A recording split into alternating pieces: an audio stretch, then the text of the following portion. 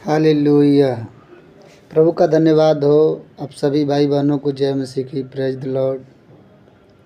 मैं उम्मीद करता हूँ आप लोग स्वस्थ और सुरक्षित होंगे।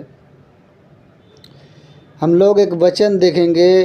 कई बार हम सोचते हैं कि नहीं, हमारे जीवन में जो क्लेश है, जो तकलीफ़ें हैं, वो परमेश्वर की ओर से है। लेकिन नहीं प्रियो, मैं आपको बता देना चाहता हूँ। हम देखेंगे याकूब की पत्री, उसका पहला अध्याय 13 पद देखेंगे। उसमें परमेश्वर का वचन कहता है कि जब किसी की परीक्षा हो तो यह न कहे कि मेरी परीक्षा परमेश्वर की ओर से होती है, क्योंकि न बुरी बातों से परमेश्वर की परीक्षा हो सकती है, और न वह किसी की अपने आप परीक्षा करता है। परमेश्वर हमारी परीक्षा नहीं करता है, ना हमें तकलीफ़ देता है। कोई अपने बेटे को कोई बाप तकलीफ़ नहीं दे सकता। उसी के आगे 14 पद में लिखा है कि परंतु प्रत्येक मनुष्य, एक मनुष्य की बात नहीं, हर एक मनुष्य की बात कर रहा है परमेश्वर, पूरी सृष्टि के हर एक मनुष्य की, कि परंतु प्रत्येक मनुष्य अपनी अभिलाषा से खींचकर और फंसकर परीक्षा में पड़ता है।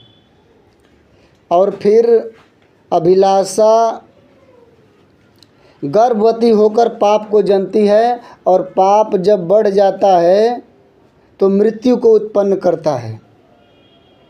ये जो दुख का कारण है, क्लेश का कारण, चाहे विपत्ति का कारण है, वो हमारी अभिलाषा है, वो हमारी सोच है, वो हमारा निजी जीवन है।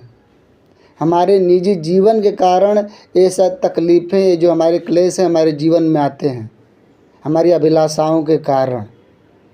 हो सकता है आपकी अभिलाषा व्यभिचार की हो, चोरी की हो, हत्या की हो, पाप की हो। अगर हमारी अभिलाषा यदि धर्म की हो, यदि हम धर्मी हैं, धर्म के काम कर रहे हैं, तो हमारे जीवन में क्लेश और विपत्ति नहीं रहती, कभी हम परीक्षा में नहीं पड़ते।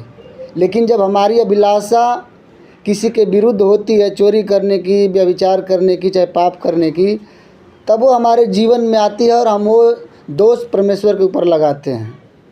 तो नहीं प्रिय, परमेश्वर कहता है कि जब किसी की परीक्षा हो तो यह न कहे कि मेरी परीक्षा परमेश्वर की ओर से, क्योंकि परमेश्वर की परीक्षा कभी बुरी बातों से नहीं होती है। न परमेश्वर अपने आप कर सकता है, ये हमारी अभिलाषाओं के कारण हमारे जीवन में ये चीज़ें आती हैं।